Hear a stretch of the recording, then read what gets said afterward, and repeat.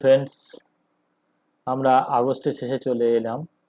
তো আমাদের ভিউ ছিল বাজার যদি as a Nifty, bank Nifty আগের লো যতক্ষণ না ভাঙবে ততক্ষণ নিচে যাবে না। আর এই রেড লাইন ছিল ব্যাংক নিফটির জায়গা থেকে, সেটা রেড লাইন মার্ক হচ্ছে আমাদের 51,200-300 এই জোনটা যতক্ষণ না ক্রস করবে বুলিশনেস আসবে না। তো আমরা যদি এখান থেকে লো মারার পর থেকে টাইম ফ্রেম দেখি, তো এখনও টাইম ফ্রেমের হাই মারিনি। তো 12টা দিন হয়ে গেল হাই মারিনি লো মারার পর থেকে। 12টা না 13টা হবে না, 12টা হয়ে গেল। তো আমাদের এইখানের এই যে ক্লোজিংটা অ্যাজ এ 50,700-800 এই জোনটা কিছুতেই ক্রস করছিল না, ক্রস করেছে। এবং দেখুন আমরা এই কারেকশান যেটা আসলে এবিসি আকারে হচ্ছিল, সেরকমই আমাদের এই কারেকশানের থেকে ওঠার সময় এটাও এবিসি আকারেই উঠছে। ওকে, তো তার প্রজেকশন কি আছে, তো আমরা মেপে যদি দেখি তো 100% এরিয়া চলে এসছে এর ওপরে, মানে 50,800-র ওপরে বন্ধ আছে, মানে 51,400 পর্যন্ত মিনিমাম যাওয়ার ক্ষমতা রাখে। এবং তা যদি যায় তো আমাদের এই রেড লাইন যেটা আছে 51,300-200 এই জোনটা, এটা এবং ডাউন ট্রেন্ড লাইন ব্রেক করবে, তাহলে আমরা এই ডাউন ট্রেন্ড কেটে গেছে আপাতত বলতে পারি। এবং আমরা যেহেতু আগস্ট পর্যন্ত খারাপ থাকবে এরকম একটা ধারণা ছিল, তো সেই টাইম ফ্রেমের শেষে চলে এসেছি। তাই আমার মনে হয় যতক্ষণ এই লো না ভাঙবে আমরা কিন্তু আবার আপসাইডের দিকে যাওয়ার চেষ্টা করব। এবার উপরে কত দূর যাব না যাব সেটা নিয়ে আলোচনা করব। তাহলে আমরা যেহেতু আমরা 50,800 বা তার উপরে আছি, আমরা নিচে আসলে আমরা সেল করতে যাব না, এটা হচ্ছে ফার্স্ট আমাদের। তো আমাদের এই রেড লাইনের ওপরে যদি এসে দাঁড়িয়ে যায় তো আমরা বুলিশ হয়ে যাব 51,100-300। তো আমার মনে হয় টাইম এসে গেছে। কেন? তো দেখুন আমরা একটা লাইন চার্টে আসি। তো অন্যরকম একটা অ্যানালিসিস করছি আপনাদের সাথে। দেখুন আমরা এই যে এইটার প্রজেকশন মাপেন, তো তো আমাদের এখানে টপ হয়েছিল ফার্স্ট, দেখুন 100% গিয়েছে। তো এই 100% মানে 51,200, যেটা আমি বলছি আপনাদের এখানে 51,200-300, এটার উপর দাঁড়াতে গেলে প্রাইস আবার উপরে যাবে। তো সেই জন্য এখানে রেড লাইন মার্ক করা আছে 51,200-র ওপরে যদি চলে যায় বাজার, তাহলে কিন্তু ব্যাংক নিফটি নিউ হাইও মারতে পারে। কেন? আমরা এই 51,200-র ওপরে যেই গিয়েছি নিউ হাই মেরেছে, তো এই ক্ষেত্রেও মেরেছে, যখন কারেকশন হওয়ার পরও মেরেছে, তাহলে এক্ষেত্রেও এটা হবে। তার কারণ আবার যদি আমরা এখান থেকে মাপি, দেখুন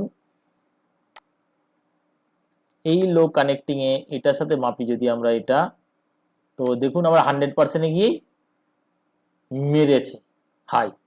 তো এটা কে বলে রুলস অফ, যারা জানেন না তারা জেনে নিন। যতটা এ গিয়েছে, রুলসের নাম বললাম না, যাই হোক, যতটা এই লেগটা গিয়েছে সেম সেই লেগটা গিয়েছে, সিমিলার বলা হয় অ্যাকচুয়ালি, যেহেতু 100% গেছে এক্ষেত্রেও 100% গেছে। তো এটা যদি হয় তো আমরা নেক্সট 100% ম্যাক্সিমাম যাবে, তার বেশি যাবে না। যদি এটা প্রাইস যায় তাহলে 100% যাবে। তাহলে আমরা এই লো থেকে এই হাই প্রজেকশন যদি করতে আসি, তো আচ্ছা দাঁড়ান, আমি আরে ওটা টানা ছিল, থাক। তো আমাদের এই পয়েন্টের এরিয়া, তো আমাদের 100% ছিল 53,100। ওকে, তাহলে এই লো হয়ে গিয়ে তাহলে এটা যদি হায়ার লো হয়, তাহলে আমাদের প্রজেকশন কি আছে,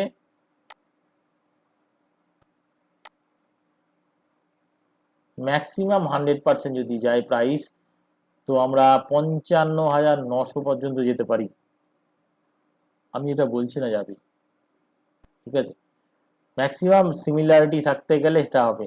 যে কেন বলছি না, কারণ দুটো সিমিলারিটি এসছে, তৃতীয়টা সিমিলারিটি না হওয়ারও চান্স আছে, কিন্তু যাবে মনে হচ্ছে দেখে, যদি ট্রেন লাইন ব্রেক করে। তো আমাদের সিমিলারিটির জায়গা থেকে যদি দেখছি, তার মানে আমরা এই পয়েন্টের, এটাকে উড়িয়ে দিই দাঁড়া,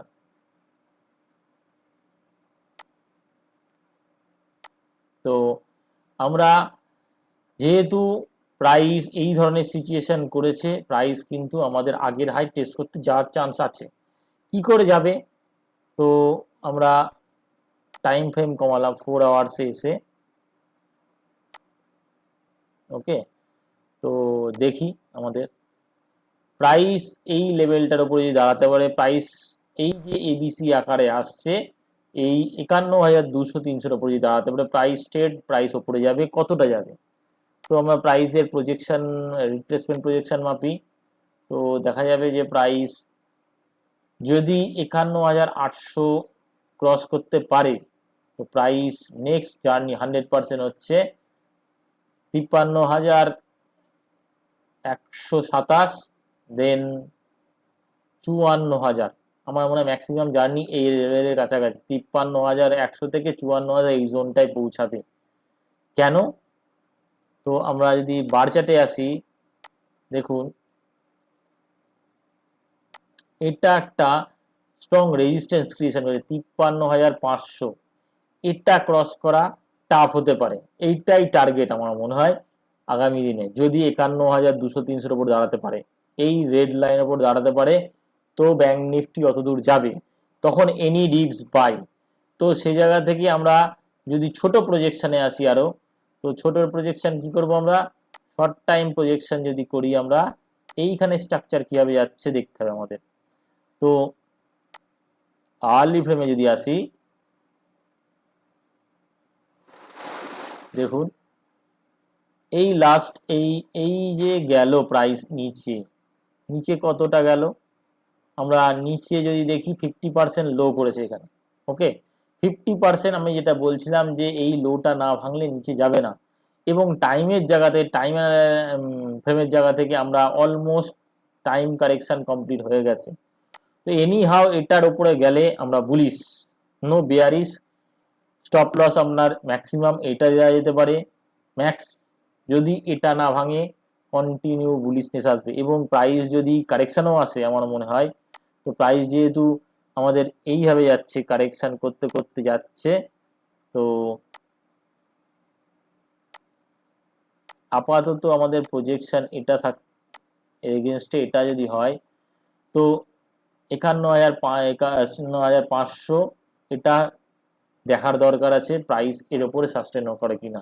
এবং আগামী সোমবার তো মার্কেট বন্ধ আছে, এই সপ্তাহে এটা ক্লোজ করতেই হবে, ঠিক আছে।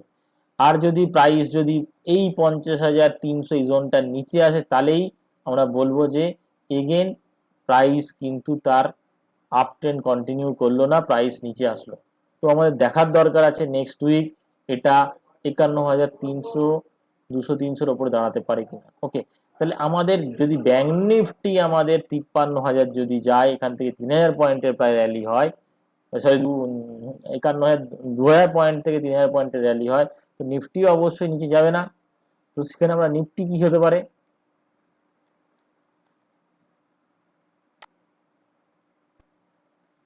নিফটিরও যদি আমরা সেম অ্যানালিসিস করতে আসি, দেখি কি হয়। তো এই পয়েন্টের পরে আমরা যদি দেখি, তো প্রাইস 61% গেছে, ওকে। এবং নেক্সট 100% এরিয়া সেটাও টেস্ট করেছিল পরের র্যালিতে, ঠিক আছে। এবং সরি দাঁড়ান, এটা তো আমরা ক্লোজিং এ দেখছিলাম, ক্লোজিং চার্টে দেখি। তো দেখুন এক্স্যাক্ট 61% গেছে, ওকে। তো নেক্সট আমাদের তাহলে 61% গেছে কিনা দেখি আবার।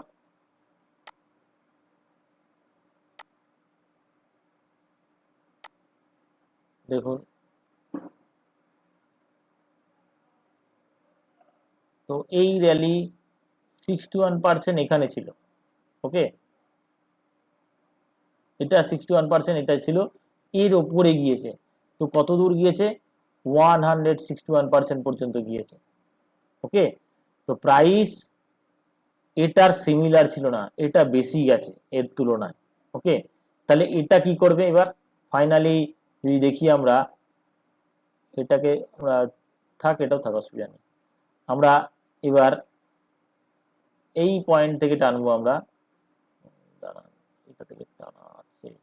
ওকে, এই টানাটা এটা আসবে। ওকে, তো আমাদের মিনিমাম 61% যদি যেতে চায় প্রাইস, তাহলে আমাদের যেতে হবে 25,800 আশেপাশে।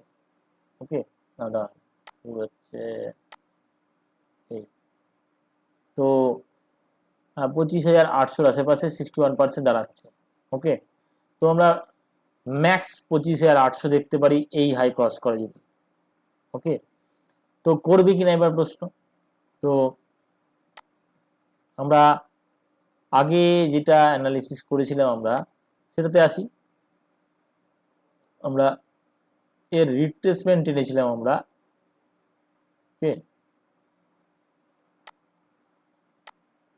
তো দেখুন আমরা যদি টাইম ফ্রেম কমাই, তো এই যে রিট্রেসমেন্ট টানা হয়েছে,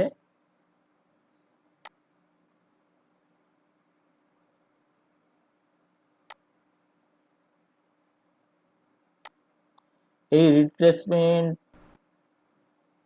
সরি দাঁড়ান, আচ্ছা এই রিট্রেসমেন্ট টানা হয়েছে, আরেকটা রিট্রেসমেন্ট টানতে হবে না, এই র্যালির কত পার্সেন্ট রিট্রেসমেন্ট হয়েছে। ওকে, 38% রিট্রেসমেন্ট হয়েছে, যেটা বলেছিলাম আমরা 38%, অলমোস্ট 38%, তাও আসেনি 900।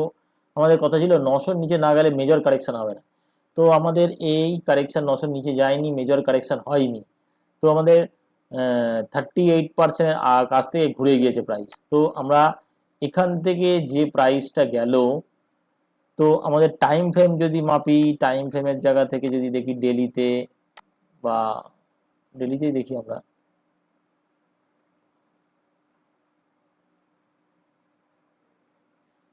তো আমাদের এটার প্রজেকশনে যে নিচে এসছে এক্স্যাক্ট দেখুন, আমরা এর সি মাপি যদি, তো একদম এখানে আসার কথা ছিল 700 800-র কাছাকাছি এক্স্যাক্ট এসছে। হ্যাঁ, তো এখানেই দাঁড়িয়ে যাওয়ার কথা আছে, সেখানেই দাঁড়িয়েছে, যতক্ষণ 900 না ভাঙতো তার নিচে যেত না, তো ওইখানে করেছে। তো টাইমের জায়গা থেকে যদি আমরা দেখি, তো এই টাইমটা কত লেগেছে, তো 11টা বার এই হাই থেকে এবিসি কমপ্লিট করতে। এটা কেন বলছি দেখুন, এটা এ বি দেন সি, ঠিক আছে।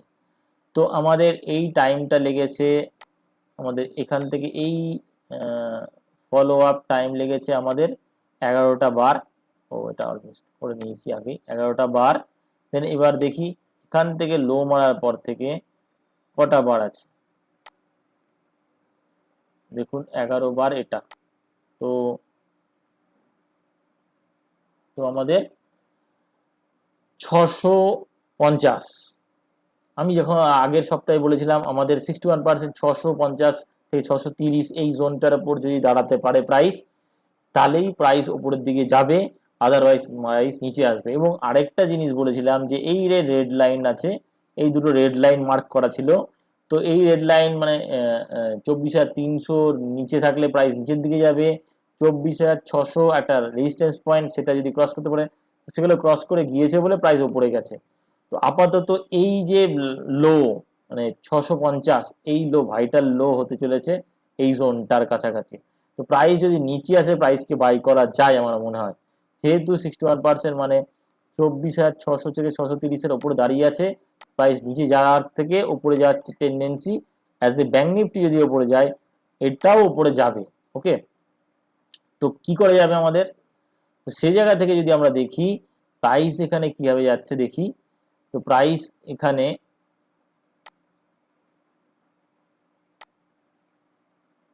এই এ, এই বি দেন সি, এটার প্রজেকশন কি ছিল, এই পয়েন্ট থেকে যদি আমরা প্রজেকশন মাপি, তো আমাদের 100%-এর ওপর আছে প্রাইস।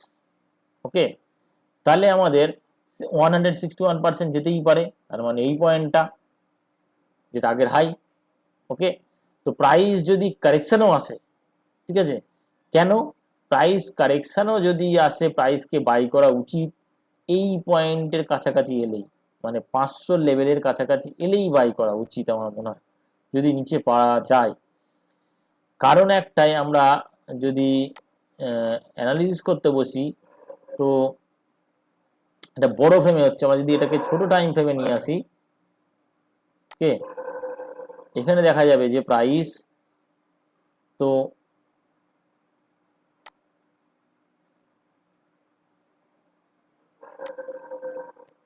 এটা এই ফরম্যাটে প্রাইস যাচ্ছে, তো কারেকশন আসলে বাই করা যায়, প্রাইস আবার উপরে যাবে।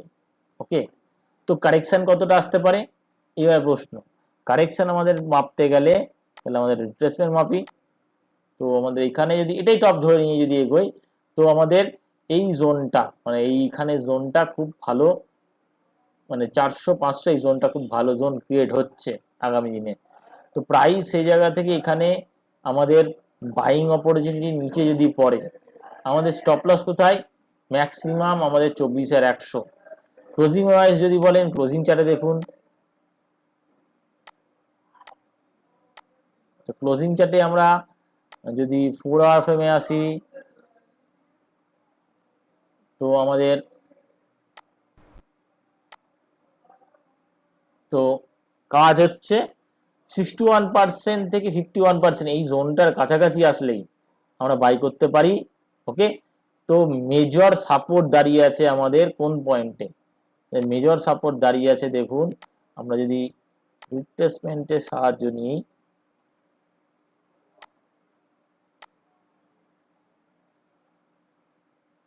100% এখানে দাঁড়িয়ে আছে এইখানে। তো আমরা 24,500 আশেপাশে যদি আসে অবশ্যই বাই করব, এবং প্রাইস যদি 850-র উপরে 24,850 এই পয়েন্টটার উপরে যদি দাঁড়াতে পারে, প্রাইস নিউ হাই মারতে পারে। সেক্ষেত্রে আমাদের টার্গেট কত হবে, সেক্ষেত্রে আমাদের টার্গেট হবে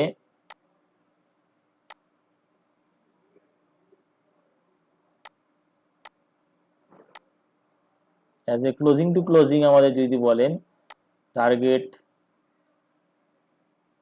মিনিমাম টার্গেট 25,300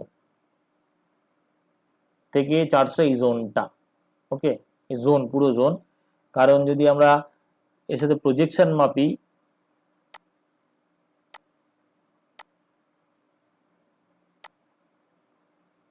রিট্রেসমেন্টটা সরিয়ে দিলাম। ওকে, তো প্রজেকশন মাপি, তো এই 25,000টা ভাইটাল পয়েন্ট আছে দাঁড়িয়ে, 25,000-এর উপরে যদি দাঁড়াতেই পারে, তো আমাদের 25,300 পর্যন্ত যাওয়ার জায়গা আছে, 200-300, তো এটা মিনিমাম যাবে দেখে মনে হচ্ছে। কিন্তু প্রাইস নিচে কারেক্টিং হলে আমার মনে হয় শর্ট নয়, স্ট্রং সাপোর্ট এখানে দাঁড়িয়ে আছে 500-600 এই জোনটা, তো এনি ডিপস আমাদের বাই করা যায় প্রাইস পড়লে। তো কন্ডিশন একটাই, আমাদের এই 24,300 নিচে যেন স্ট্যান্ড বাই না হয়, কারণ আমাদের দেখুন এই লাইনটাই একটা supporting line, red line mark করা আছে এটাই। 300-কে স্টপ লস দিয়ে আমরা 500 থেকে 600 জনে আসে যদি আমরা বাই করতে পারি, আমরা হয়তো ব্যাঙ্ক নিফটির ব্রেকআউট মারলে আমরা নিউ হাই দেখতে পারি, এবং সেটা সেপ্টেম্বরেও হতে পারে হয়তো। প্রাইস স্লো যাবে, আমি এটুকু মনে করি, প্রাইস স্লো আকারে যেতে থাকবে প্রাইস যদি যায়। তো যারা অপশনে কাজ করেন তারা সাবধানে কাজ করবেন। স্টক স্পেসিফিক মুভমেন্ট চলছে, যেরকম বলেছিলাম আপনাদের এফএমসিজি ফার্মা, সেগুলো চলছে আমার মনে হয়। দেখুন হিন্দুস্তান লিভার যদি দেখেন,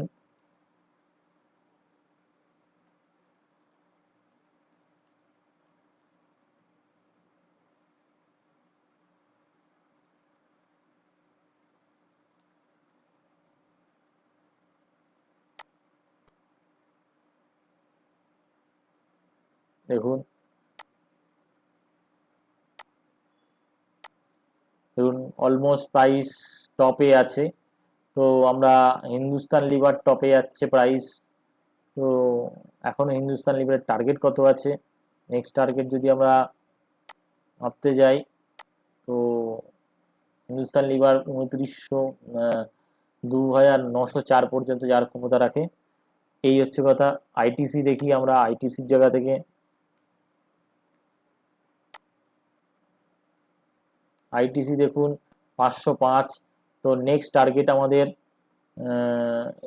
97-এর ওপরে দাঁড়িয়ে আছে, মানে 530 পর্যন্ত যাওয়ার জায়গা আছে। এবং শর্ট টার্মে যদি বলেন, শর্ট টার্মে এই হাইকে ক্রস করাতে পারে যদি, তো আমরা 518 পর্যন্ত যেতে পারি। এবং স্লো হলেও আমরা যাব ওপরে, এই হচ্ছে, স্লো করে গেলেও আইটিসি, হিন্দুস্তান লিভার এরা যাবে। ফার্মাতে যদি দেখুন, সান ফার্মা, অরো ফার্মা, আমার মনে হয় সব ফার্মাও যাবে।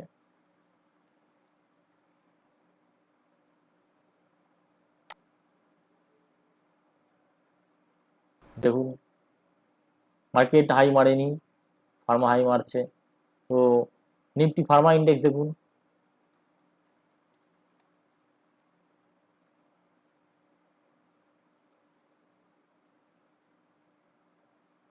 এফএমসিজি দেখে নিই, এফএমসিজি ওর আসছে, এফএমসিজি ইন্ডেক্স দেখি দেখুন এফএমসিজি ইন্ডেক্স অলমোস্ট আবার হাই মারতে যাচ্ছে। এটা ক্রস করতে পারলে আরও যাবে। এফএমসি জায়গা থেকে প্রাইস এখনও যাচ্ছে। এফএমসিজি, যে কোনো এফএমসিজি আপনি বাই করতে পারেন। আমরা যদি 600-র উপরে দাঁড়াতে পারি আরও যাবে, এই টার্গেট পর্যন্ত যার জায়গা আছে। সিএনএক্স, নিফটি,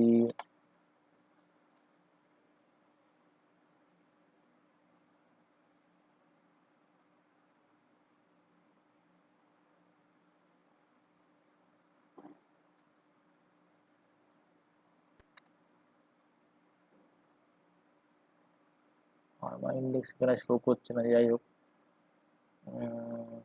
ফিনান্সিয়াল দেখুন, ফিনান্সিয়াল ইন্ডেক্সও কিন্তু ব্যাংকিং যাচ্ছে, ব্যাংকিং এর জন্য মানে ফিনান্সিয়ালও যাবে। তো দেখুন আমরা যদি চ্যানেল টানি এই পয়েন্ট থেকে, এই দেখুন